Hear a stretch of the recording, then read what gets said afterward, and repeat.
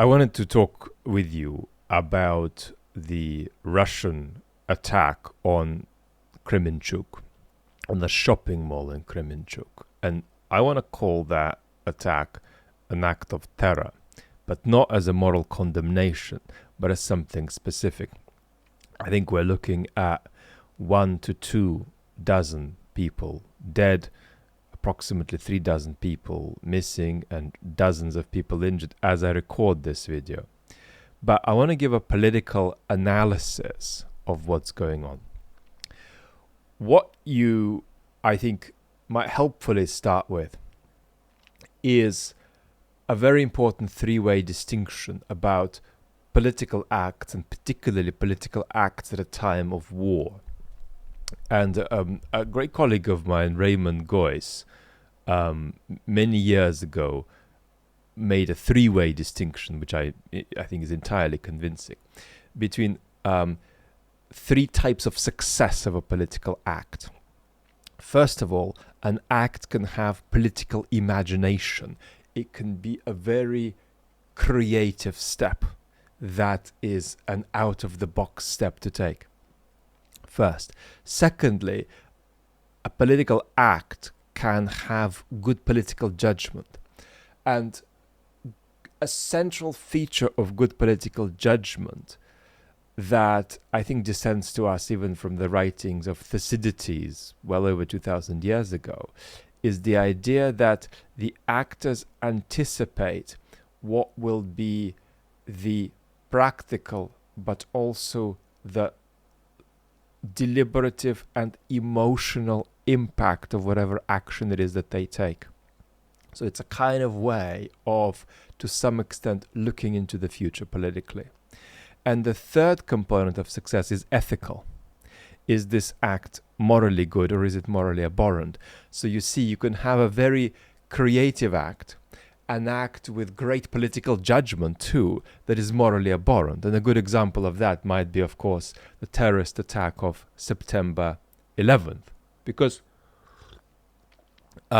you can't deny the moral ghastliness of the act, but you also can't deny the imagination of the act itself, as well as the political judgment about what kind of stupor such an act might put a country, such that it might begin to overreact internally and externally.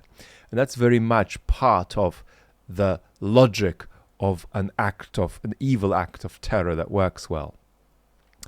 Now, we've got to think a little bit in similar terms about what Russians have been escalating in the last couple of days, which is these rocket attacks that hit civilian areas. Now, one of the things that we know very well from conversations on the main channel is this word that I concocted. I'm not sure it's a good word, to be honest, but I have been repeating it just to get the point across to our audience. So that's the word pointillistic. And I have typically talked about that word as being something that is important in the context of Russian domestic policy.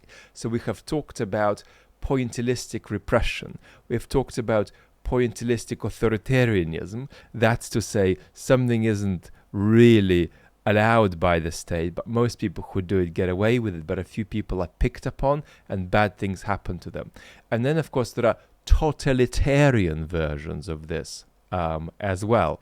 That's to say that the state is even more repressive and gives a totalitarian treatment to a small segment of the population, and others at the same time are simply allowed to keep on doing whatever they're doing until they're unlucky enough for that to happen to them. So no matter how the mode of repression escalates, it might be that you're put in jail a bit, and it might be that you're tortured mildly, and then worse, it might be that you're tortured very badly and killed, and then your family might be picked up and tortured and killed. So you see, there is that scale, and we might say, well, this looks more extreme, more mild. This looks more the kind of thing that an authoritarian or a totalitarian regime will do. But the key point here is that it's pointillistic. It's being sort of done almost by kind of lottery effect. And I think that way of thinking is very important also to apply to the way the Russians conduct war. And I was very grateful to see today that a couple of subtle steps in that direction were made by the Russian YouTube broadcaster Max Katz, although he doesn't use the terms I use and he doesn't apply this sort of slightly political theory hat in describing this. But what I want to say specifically about this terror attack on the mall is that if we put aside the correct military judgment as to whether civilians were intentionally hit or whether they were aiming either for the rail station nearby or the non-military factory nearby, which was doing cement or whatever else it was doing, whatever judgment is correct here, just strictly in military terms, I think what matters to us is this sense of fudging. This sense that the Russians are not going to tell you exactly what they want and not going to tell you exactly what they're going to do until they get what you want. So it's not possible to say, well, this is the war that's happening. We're being attacked by Russia. We are Ukrainians. And we know basically what the Russians are going to do and what they're not going to do. You know, it's very important that the Russians believe that Ukrainians shouldn't know exactly what the Russians want and shouldn't know exactly who is and who isn't a legitimate target. This sort of arbitrariness of target is very, very important to the way the Russians run their affairs inside. And I'm saying we've really got to start thinking about it in terms of how they're conducting war as well. Now, there could be many other motivations, for instance, sending certain signals about, the war being fought effectively by taking, steps forward with these ghastly rocket attacks. So it could be a bit of internal politics too. But because, of course, there's plenty of people arguing that it doesn't really meet any sort of cold military objectives to attack the shopping mall or even indeed the factory nearby. But as much as we can talk about the different motives involved, what I want to focus on is this sort of fudging thing, that they don't want Ukrainians to think that there's a clear set of targets that are in and a clear set of targets that are out. They don't want Ukrainians to feel that we can take steps X, Y, Z and therefore feel relatively safe. So a very plausible thing to think here is that there may be a deliberate indifference about whether a civilian target is hit or not. And that indifference is to some extent structured into how the vertical thinks about the particular actions taken in the war.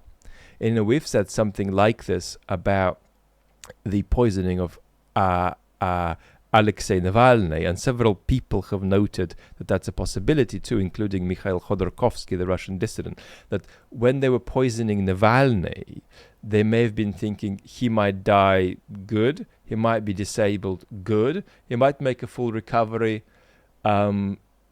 possibly good if that scares him enough, even though it was clear that wasn't going to happen in case of a full or a near full recovery for Alexei Navalny. And so this kind of contrived fudging, I think, may well have been part of the act of poisoning him. They may have said that death is good, but we'll be happy with other outcomes too. So they were kind of almost structured into the act. And in the same way, deliberate escalation of risk of killing civilians may be a name in itself, without, in each case, civilians being deliberately targeted. They could have been deliberately targeted too.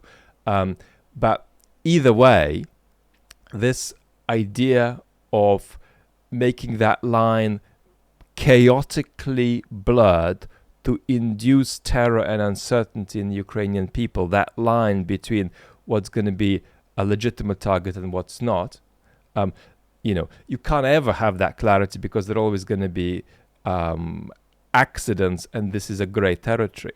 But this is not what we're talking about. We're talking about a deliberate setting up of a dynamic where Ukrainian people are uncertain about who might be a target and what will happen next. So arbitrariness of target is to some extent part of the intent of what's going on. And to that extent, I want to constructively, rather than in the sense of moral outrage, call the attack a terror attack.